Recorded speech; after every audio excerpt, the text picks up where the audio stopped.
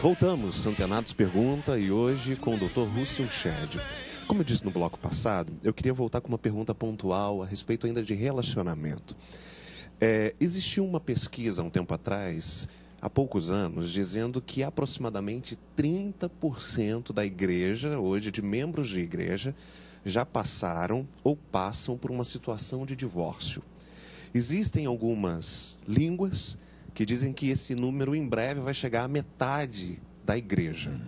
Como lidar com essas pessoas que, segundo o senhor disse, o divórcio ele é permitido em caso de adultério, relação sexual ilícita e abandono do lar, segundo as palavras de Paulo.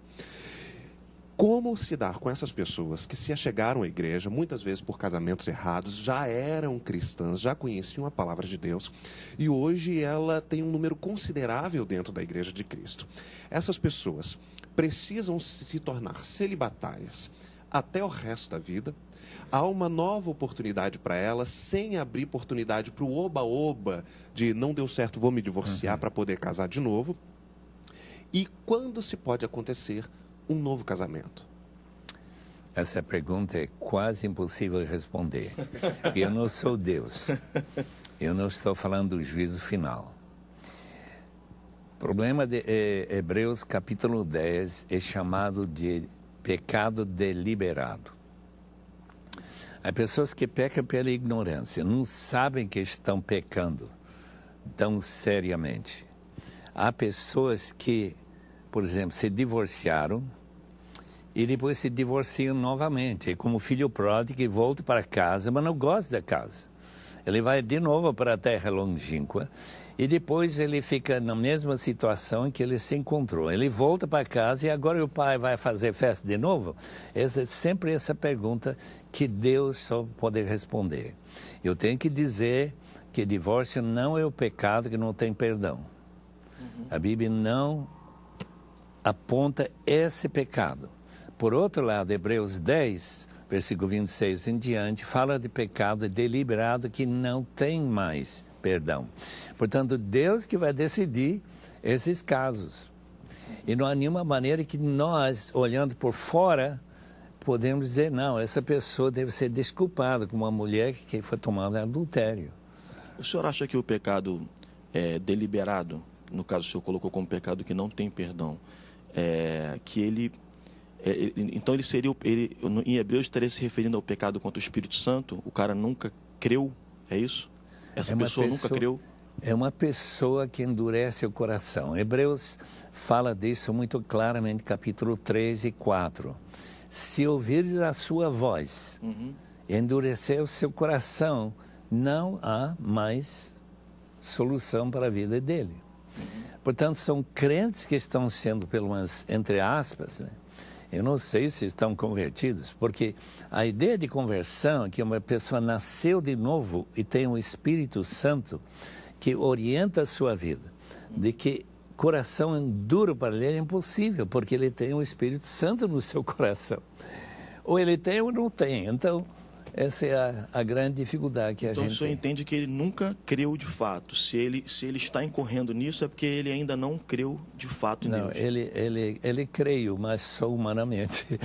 Entendi. Não recebeu essa mudança de vida que Jesus falou para Nicodemos que ele precisava, né? Perfeito. Pastor, ainda dentro desse contexto de tentativas de compreender o texto bíblico, por exemplo, a gente está falando aí sobre essas questões, há uma dificuldade muito grande para entender. Eu acho que a questão mesmo não é nem muito entender, mas é como lidar, principalmente com as diferenças. E as escolas mais tradicionais do protestantismo aqui no Brasil, as denominações, a Igreja Batista, a Presbiteriana, por exemplo, a dificuldade para se compreender e viver o calvinismo, ou você é calvinista, ou você é arminiano. Eu queria fazer uma pergunta para o senhor, e tem muita gente que está ouvindo e queria entender de maneira um pouco mais clara sobre esse assunto. Eu não sei se dá, porque é um assunto muito profundo e muito complexo. O que seria acreditar na predestinação? Seria acreditar que Deus escolheu alguns e a outros ele rejeitou, desprezou, ou não? Eu queria que o senhor, por favor, falasse um pouco sobre isso, porque é uma dificuldade. Pessoas ficam sedentas para compreender isso e não compreendem. Só queria completar a pergunta dele, porque eu vi um estudo sobre o senhor, que o senhor se declarava batista calvinista. Certo. Né? Batista geralmente seria arminiano. E calvinista, a não ser os reformados. Spurgeon, né? Isso, e os calvinistas seriam os presbiterianos, os congregacionais, né? Como que seria isso também, depois da pergunta dele? Há várias maneiras de olhar para a escolha prévia. O fato que Deus decidiu que certas pessoas se converteriam e outros não. Uma delas é que todo mundo é convidado a se entregar ao Senhor, a se curvar diante dele. Ele tem liberdade para fazer isso. Qual é o problema? Que requer que a gente procure outra explicação além dessa. Aqui está escrito sobre a porta. Cristo é a porta, diz qualquer pessoa que quiser, qualquer pessoa cansado, sobrecarregado, vem para mim e beba dessa água viva. Mas ele não está com fome, ou ele não está com sede, então ele não vem. Então, se Deus operar de alguma maneira uma sede, ele virá, claro, porque ele tem sede. E Jesus coloca isso nessa potencialidade que a pessoa tem, na liberdade que ele tem de sempre escolher a Cristo. Se alguém tem sede, venha para mim e beba. Mas a gente tem que explicar o fato que a maioria da população do Brasil e fora do Brasil não tem sede. São autodeterminados. Eles não querem dar essa autodeterminação a uma outra pessoa, que é Cristo. Vem e aceita Jesus como Senhor da sua vida. Não, eu quero ser Senhor da minha vida. Quer dizer, para mudar essa atitude, Deus tem que operar algo que se pode chamar de milagre. E esse milagre, eu entendo que Calvino dizia, seria a escolha, né? Que seria Deus operando. E tem mais uma coisa, veja quantas pessoas no mundo que nunca tiveram chance nenhuma de crer. Por quê? Porque o evangelho nunca foi pregado para eles, ou a tradução da Bíblia nunca chegou nas suas mãos, eles estão aí na escuridão, nas trevas, dominados por poderes satânicos, tribos que nunca ouviram absolutamente nada. Mas uma vez que chega o evangelho, eles estão bem abertos para aceitar. Eu vi isso em Guatemala, eu fui lá, a nossa lua de mel com a Patrícia, foi em 1957, era uma área totalmente dada ao paganismo, ou quase totalmente. Hoje, é uma área onde o evangelho se espalhou de uma maneira impressionante. Quando eles levaram a última tradução, eles trabalharam com 4 traduções da Bíblia. Levaram a última tradução, parece que vendeu toda a edição num dia. O povo tão feliz em encontrar a palavra de Deus.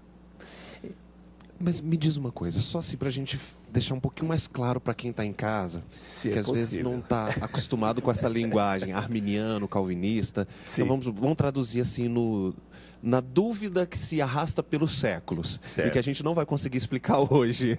Com certeza que não. Predestinação, livre-arbítrio. Certo.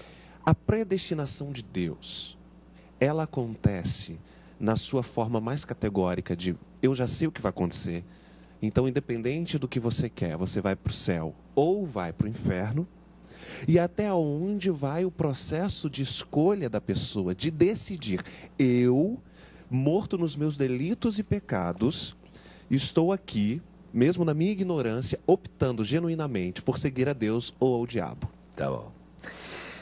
Irmão, sabe que um trem anda em 2 trilhos. Um daqueles trilhos é Calvino e outro é Armínio. Esses 2 trilhos andam paralelos, sempre paralelos. Se eles se juntar, o trem vai ter um desastre, vai cair. Se eles se separarem, também vai cair.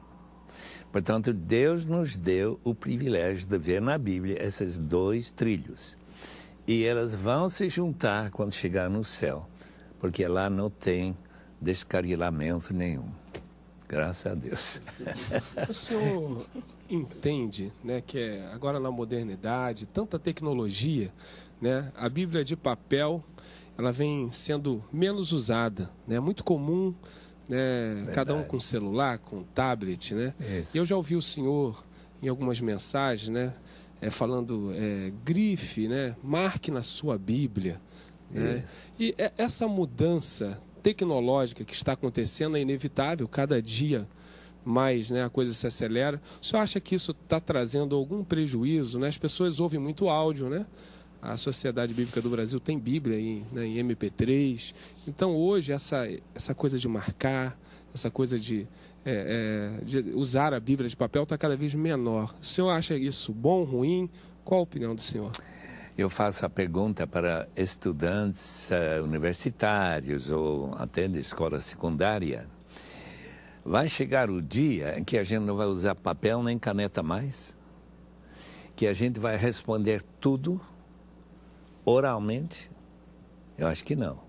Eu acho que sempre haverá a possibilidade da gente resumir na sua própria cabeça e escrever. Ou escrever no tablet, tanto faz, ou escrever em papel.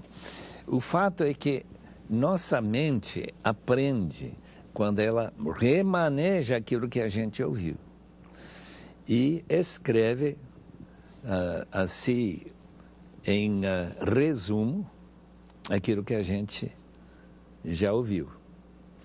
A gente está indo para dar aulas sobre exposição bíblica hoje à tarde. Então, a gente vai pegar um texto e a gente vai fazer o que com esse texto? A gente vai ler e perguntar qual é a mensagem central. Se a gente tiver uma boa cabeça, ele não precisa escrever nada, ele vai lembrar todos os pontos, mas normalmente nós, gente normal, mortal, vai escrever. Dizem que é melhor, uma caneta pequena, né? Você serve mais do que você tentar ter uma memória longa. A gente já vai fazer mais um break, e eu sei que você em casa aí tá doido para ouvir um pouco mais o pastor Chad falando, mas não sai daí não, daqui a pouco a gente volta. Tá bom.